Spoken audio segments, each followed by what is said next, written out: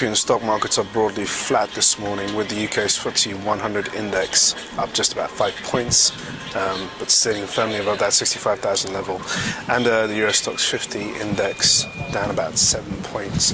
In the currency space, the euro is gaining some ground against the dollar. It is at around about that 131 level, so doing pretty well. And in the peripheral bond market space, both Spanish and Italian bond yields continue to ease, and we've had some Spanish industrial production data, which was a little better than expected. Good morning, I'm Ishaq Siddiqi, and welcome to another Daily Market Bite. We give you a quick idea of what's going on in stock markets today. So we had a pretty decent session in the US overnight, with both the Dow and the S&P making fresh record highs. That's hasn't been the same case in Asia, where we saw a bit of a dip.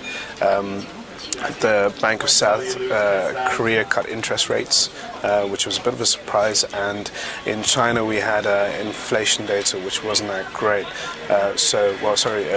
Consumer price inflation data, which on the whole wasn't that great. So it was a bit of it caused investors to start off the day on a more cautious note here in Europe. We have had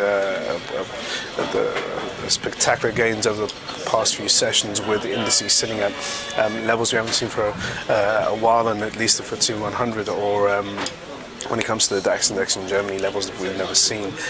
So going ahead, investors are eyeing up some key events, such as the UK manufacturing and industrial production numbers, which are out soon, and also the Bank of England's policy meeting, which is likely to be the main event today, coming out around about 12 p.m. in London. Now, the BOE is expected to retain its policies, keeping interest rates at ultra low levels at around about 0.5%, and keeping quantitative easing at £375 billion. No changes expected, and really the investors are going to be looking out for any sort of comments before and after the policy meeting that will suggest what the future for quantitative easing is, and the role the Bank of England will play with that.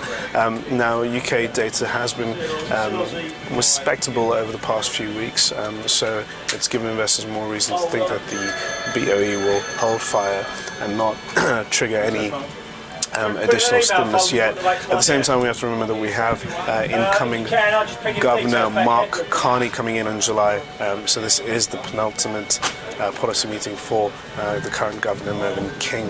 Now, later on we have US weekly jobless claims. Otherwise, all else is pretty much still on the ground.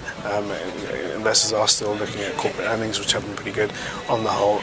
And going into tomorrow's session, we're going to be looking more closer to Eurozone PMI services, which will be coming out, and they'll be taking much of the attention. Other than that, not much else to say. Look into our Facebook competition, where you can guess Joe Rundle, head of trading ETX, his profit and loss. If you cast your predictions and get it right close to his weekly P&L, you can get your hands on an iPad.